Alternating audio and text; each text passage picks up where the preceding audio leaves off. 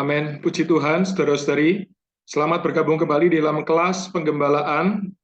Kita memasuki berita ke-16 dengan judul Keselamatan Organik. Amin. Sebelum memulai, kita boleh berdoa terlebih dahulu, saudara-saudari. Tuhan Yesus, kami bersyukur kepadamu, Tuhan. Terima kasih sebab Dikau adalah Allah yang terus berbicara kepada kami.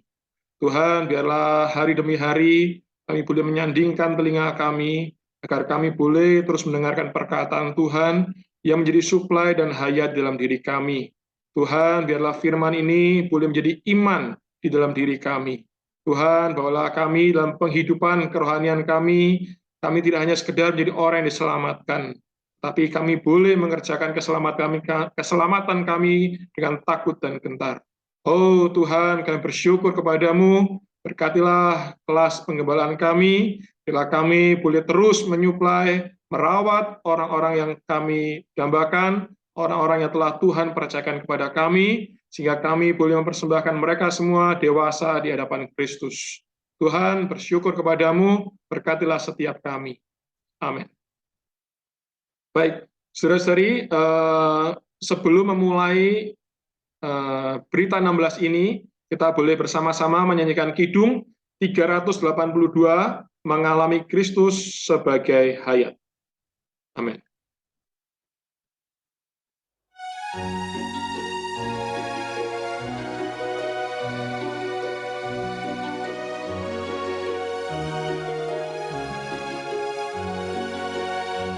Kristus mulia juru selamat, perwujudan mulia Allah, asa Allah nanta batas jadi insan dalam waktu. Kristus mulia jemaat Allah, ajaib limpah tak bersudahMaha Kudus, Maha Insan, dalam Rohku jadi bagian, di dalammu limpah Allah, ekspresikan mulia Allah, dalam daging nab tebusan, di roh kini dengan kuasa. Kristus mulia jemaat Allah, ajaib limpah tak bersudahMaha Kudus, Maha Insan, dalam Rohku jadi bagian, milik Bapa warisanmu, dalam roh semua adamu, roh di rohku, realitasmu, ku dapat alami di kau. Kristus mulia jemaat Allah, ajaib limpah tak bersudahMaha Kudus, Maha Insan, dalam Rohku jadi bagian, demi sabdamu yang hidup, roh riilkan di batinku, terima sabda menjamah roh, di kau jadi suplaianku. Kristus mulia jemaat Allah, ajaib limpah tak bersudah Maha Kudus, Maha Insan, dalam Rohku jadi bagian, sembah natap di dalam roh, memantulkan mulia, ku berubah serupamu hingga ternyatalah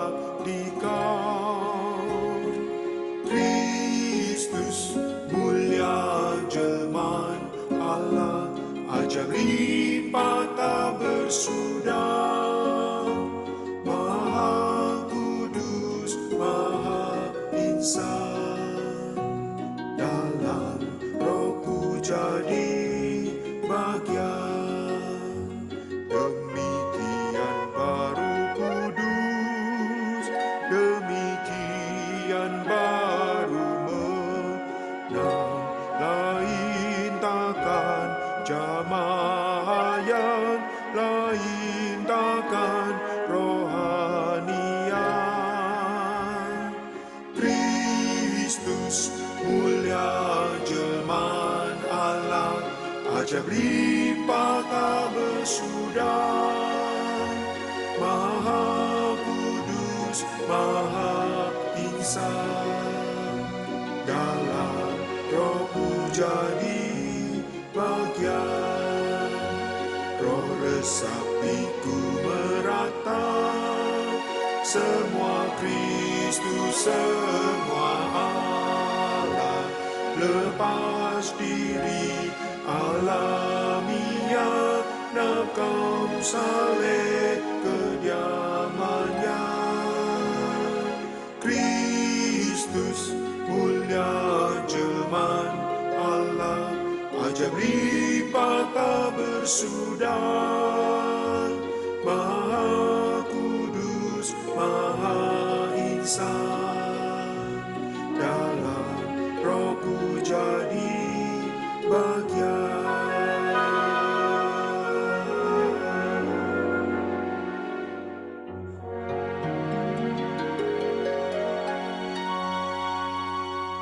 Amin. Oh, Kristus mulia jelmaan Allah, ajaib limpah tak bersudah, Maha kudus, Maha insan, dalam Rohku jadi bahagia.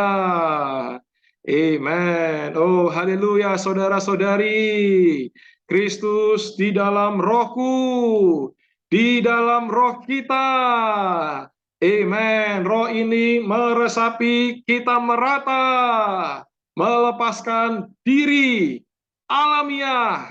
Amen. Menggarapkan kaum saleh boleh menjadi tempat kediamannya. Amin. Puji Tuhan, saudara-saudari. Amen. Nah, saudara-saudari, di dalam berita yang ke-15 di minggu yang lalu, kita membahas aspek yuridis, dan hari ini dalam berita yang ke-16 kita membahas aspek organik. Saudara-saudari, aspek yuridis dan aspek organik ini adalah bagian, adalah part dari keselamatan sempurna Allah. Puji Tuhan, melalui aspek yuridis ini, saudara-saudari, kita bisa melihat penebusan Kristus. Ya, melalui penebusan Kristus, Tuhan mati di atas kayu salib, menggantikan kita semua adalah untuk memenuhi tuntutan hukum Taurat yang adil benar.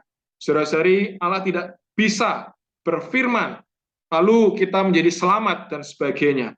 Saudara-saudari, Allah harus memenuhi tuntutan keadil benaran. Oleh karena itu, saudara-saudari, kita bisa melihat di aspek yuridis ini seperti sebuah hukum yang harus Allah kerjakan untuk menyelamatkan kita. Nah, saudara-saudari, di aspek organik yang akan kita bahas di dalam berita yang ke-16, ini adalah membahas mengenai sesuatu yang organik, yang sangat berhubungan dengan hayat. Nah, saudara-saudari, kalau kita bisa melihat aspek yuridis adalah Allah yang mengerjakan. Nah, di aspek organik ini, kita dituntut, ya, satu sisi firman Tuhan mengatakan bahwa Allah yang mengerjakan keselamatan di dalam kita. Nah, tetapi saudara-saudari, ini juga memerlukan kerjasama, respon kita terhadap keselamatan yang sudah Allah berikan. Rasul Paulus juga mengatakan kepada kita bahwa kita perlu mengerjakan keselamatan Allah ini dengan takut dan gentar. Saudara-saudari, hayat Allah sudah ada dalam diri kita. Kita perlu mengikuti proses yang organik secara hayat dalam kita adalah untuk mengubah seluruh susunan diri kita, ya. Pengerjaan Allah itu dimulai dari dalam roh kita, meluas ke jiwa, hingga pada akhirnya ke tubuh kita. Ini yang disampaikan dalam 1 Tesalonika pasal 5. Nah, saudara-saudari, di dalam aspek organik ini kita akan bisa melihat ada 8 hal yang disampaikan, yaitu bahwa kita perlu mengalami kelahiran kembali. Kemudian kita perlu melewati pengudusan, ada pembaruan, ada pengubahan, ada pembangunan, ada penyerupaan, juga ada pemuliaan. Saudara-saudari, ini semua adalah bagian kerjasama antara kita dengan Allah. Baik, di bagian yang pertama, di aspek kelahiran kembali ini, di bagian pertama adalah kelahiran kembali. Kita bisa melihat ayatnya, kita kembali kepada firman Tuhan, adalah 1 Yohanes pasal 1 ayat 12 sampai 13. Di sini kita bisa melihat bahwa namun semua orang yang menerimanya, ya menerimanya artinya kita percaya kepada Tuhan, kita diberinya kuasa supaya menjadi anak-anak Allah. Yaitu apa? Mereka yang percaya di dalam namanya. Ayat 13 mengatakan orang-orang yang dilahirkan bukan dari darah atau dari keinginan jasmani, bukan pula oleh keinginan seorang laki-laki, melainkan dari Allah. Puji Tuhan, kelahiran kembali ini bukan seperti yang dipikirkan oleh Nikodemus, bahwa kita perlu kembali ke dalam kandungan orang tua kita, ibu kita.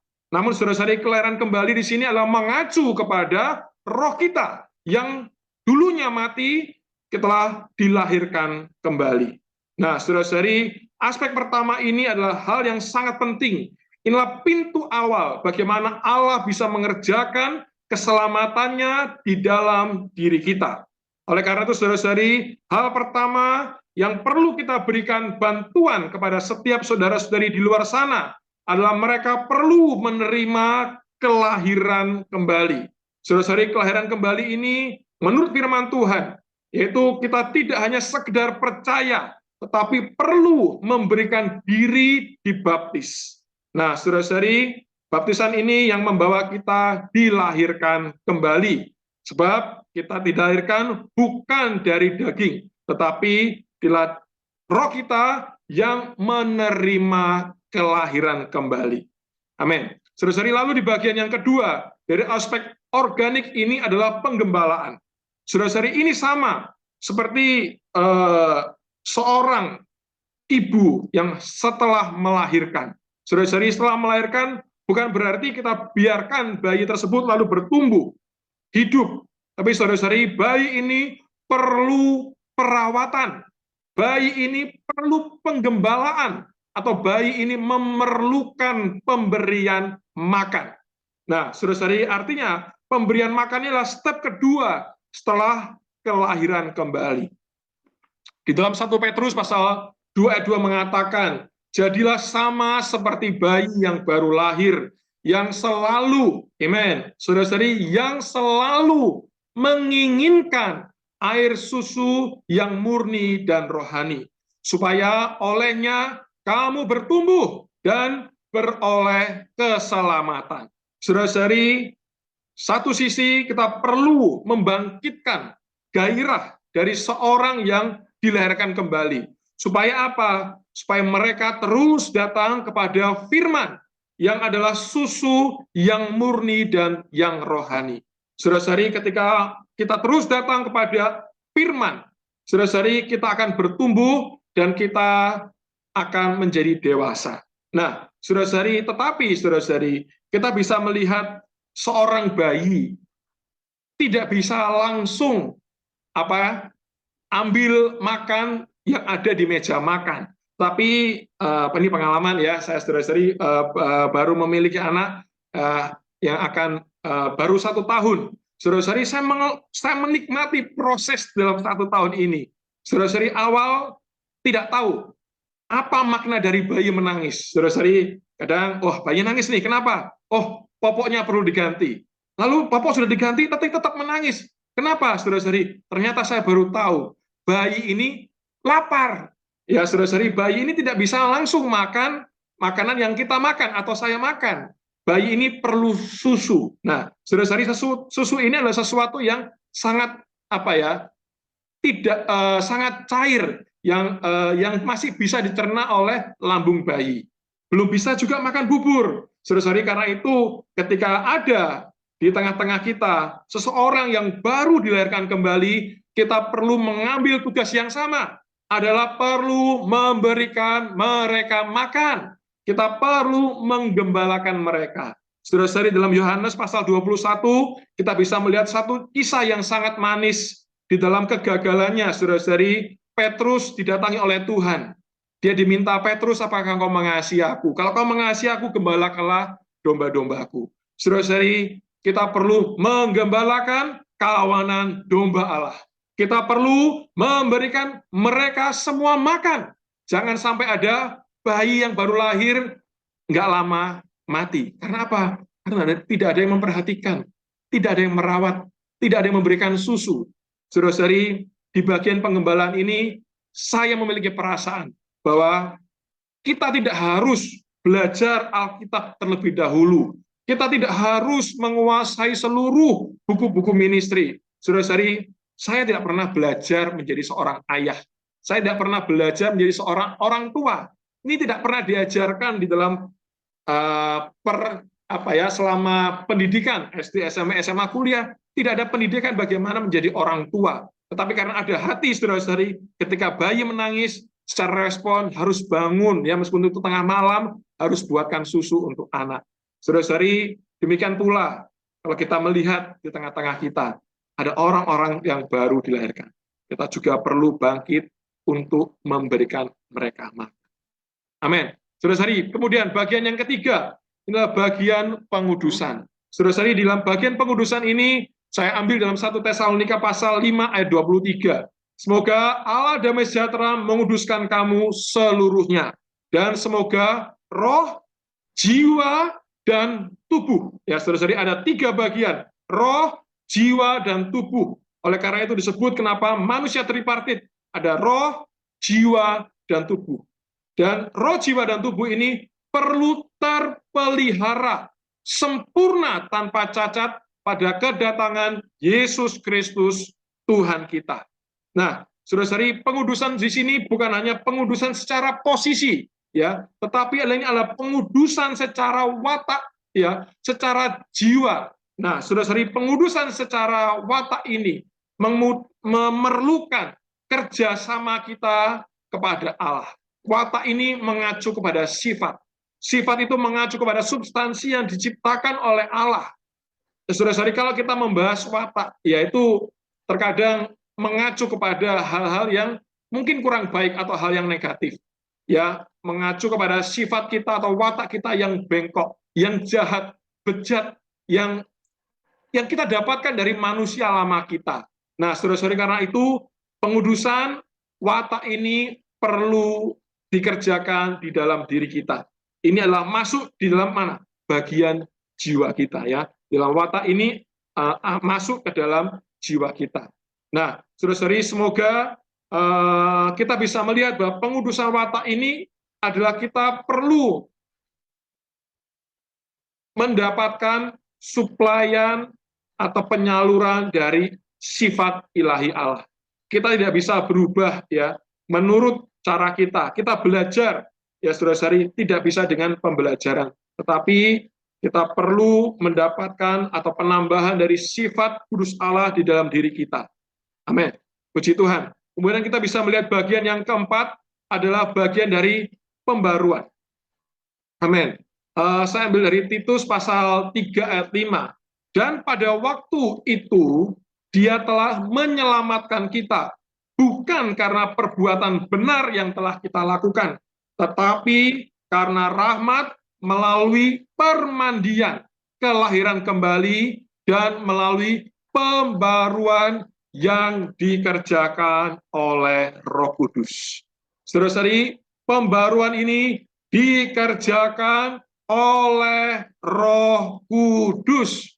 Amen. Saudara-saudari, ini menunjukkan kepada kita bahwa step mulai dari kelahiran kembali, pemberian makan, pengudusan, pembaruan adalah sebuah proses yang tidak bisa langsung lompat kepada pembaruan.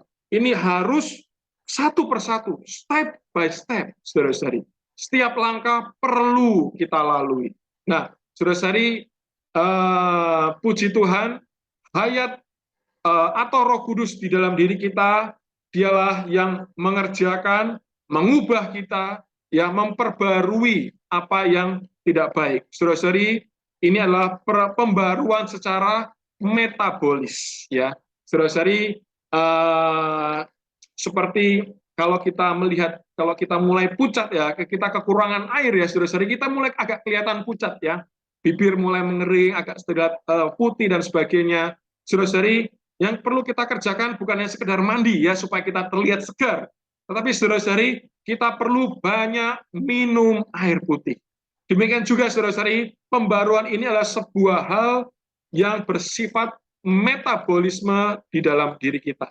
Ya, saudara-saudari, kelahiran kembali mengubah hayat kita, pengudusan mengubah sifat kita, dan pembaruan ini adalah mengubah pikiran kita.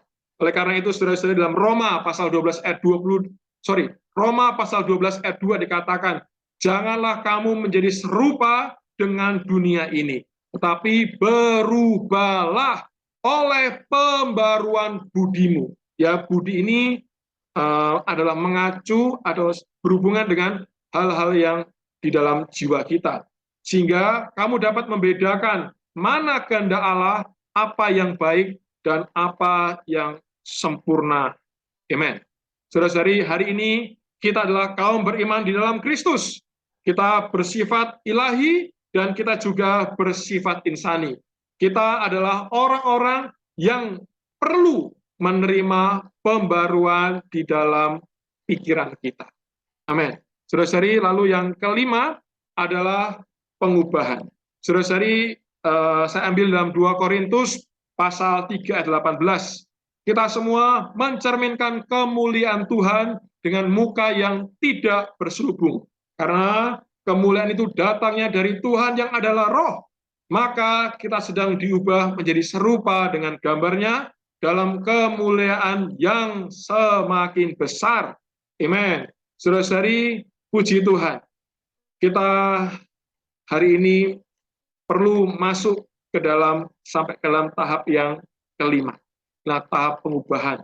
Atau kita sebut adalah tahap transformasi. Amen.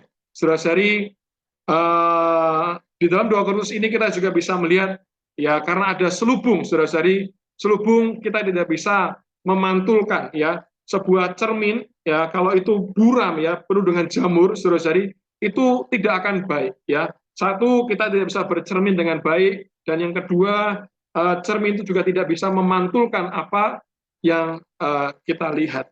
Nah, oleh karena itu, saudara-saudari, perkara ini adalah perkara yang perlu dikerjakan. Ya, di sini kita bisa melihat bahwa itu adalah dikerjakan oleh Tuhan yang adalah roh, ya. Maka kita sedang diubah menjadi serupa dengan gambarnya dalam kemuliaan yang semakin besar. Puji Tuhan, transformasi atau pengubahan ini dirampungkan oleh Tuhan roh, ya, Kristus yang pneumatik. Dan transformasi kita mengubah kita sebagai kaum beriman ke dalam gambar mulia Kristus. Ya, proses metabolisme ini tercakup di dalam pengubahan ini, yang pada akhirnya akan mengubah kita sedikit demi sedikit. Kita akan menjadi serupa dengan gambar mulia Allah. Amin. Saudara-saudari, puji Tuhan, kita masuk ke dalam bagian yang keenam, adalah pembangunan. Saudara-saudari, di dalam saya mengambil dalam Yohanes pasal 17 ayat 21, di sana dikatakan supaya mereka semua menjadi satu, sama seperti Engkau ya Bapa di dalam aku dan aku di dalam Engkau, agar mereka juga di dalam kita, supaya dunia percaya bahwa Engkaulah yang telah mengutus aku. Puji Tuhan, saudara-saudari, setelah kita mengalami tahap demi tahap sampai dalam tahap yang pembauran tadi, kita baru bisa dibangunkan. Amin. Saudara-saudari, Allah tidak menginginkan individu-individu yang terpecah atau individu-individu yang tidak dapat disatukan. Saudara-saudari, segala keanehan, keantikan, keunikan kita tidak dapat digabungkan menjadi satu. Kalau kita tidak bisa, kalau kita tidak melewati 5 step yang pertama tadi. Nah, saudara-saudari, bagian yang keenam inilah bagian yang sangat penting, karena selain kita mengerjakan keselamatan, kita memikirkan untuk apa saya menerima kelahiran kembali, saya harus makan Kristus, saya harus dikuduskan, saya harus diubah, saya harus dibarui. Untuk apa? Saudara-saudari, untuk pembangunan. Saudara-saudari, pembangunan ini adalah kita dibangun bersama-sama dengan seluruh kaum beriman, seluruh kaum saleh yang sudah percaya kepada Kristus.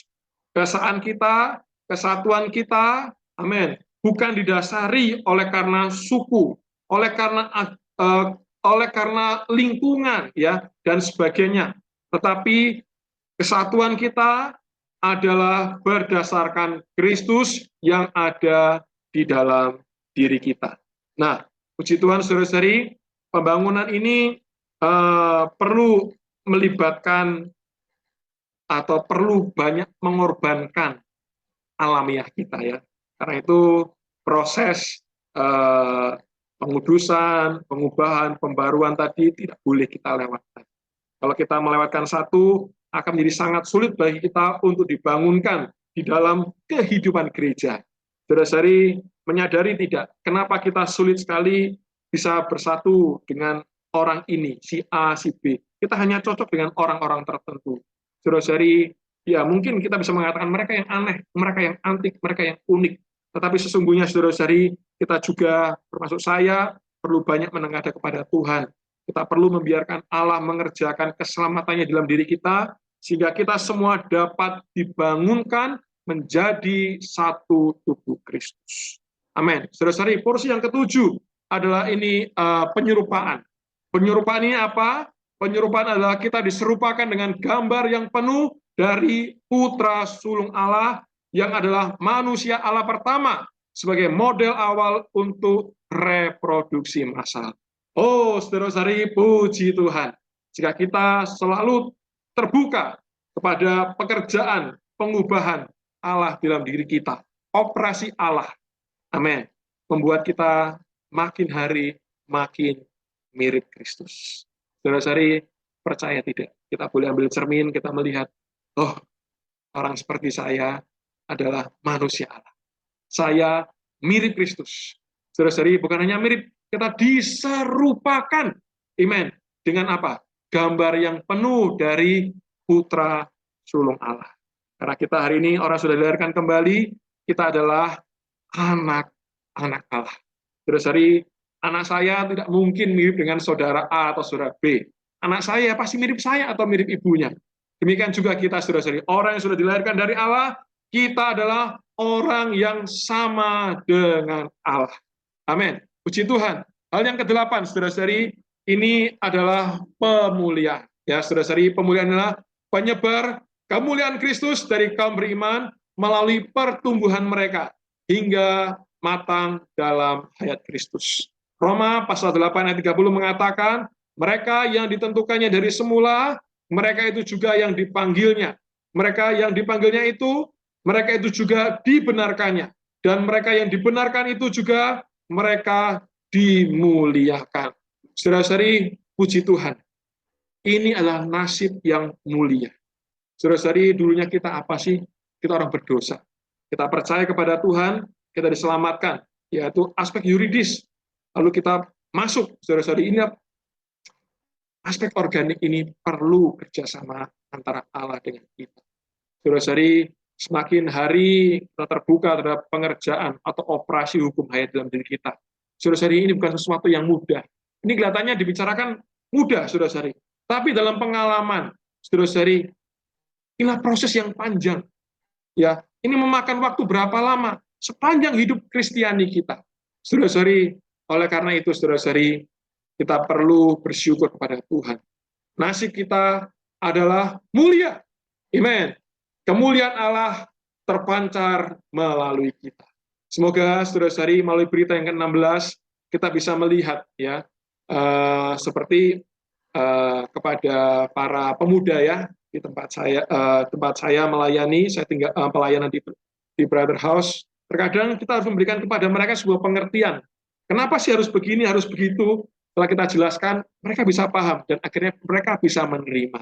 Saudara-saudari, semoga dari berita 16 ini kita bisa melihat, oh, ini toh yang menjadi akhir atau nasib kita. Karena itu kalau kita bisa melihat demikian, kita akan mulai dengan rela, step by step, untuk dimuliakan bersama dengan Kristus. Puji Tuhan, saudara-saudari, mari kita tutup di dalam doa. Tuhan, kami bersyukur kepadamu Tuhan, kami boleh melihat nasib kami yang mulia. Tuhan, kami tidak hanya menerima kelahiran kembali, dibenarkan secara posisi. Tuhan, tetapi hayat-Mu dalam diri kami mengubah, memproses setiap kami. Sehingga melalui kami ini Tuhan, diri-Mu boleh tertampilkan, diri-Mu boleh terekspresikan. Tuhan Yesus, kami bersyukur kepadamu atas nasib dan berkat yang mulia ini. Terima kasih Tuhan, dalam nama-Mu kami berdoa dan mengucap syukur. Haleluya. Amin. Puji Tuhan, saudara-saudari, demikian kelas penggembalaan kita di dalam berita yang ke-16, keselamatan dalam aspek organik. Tuhan Yesus memberkati kita semua, saudara-saudari. Amin.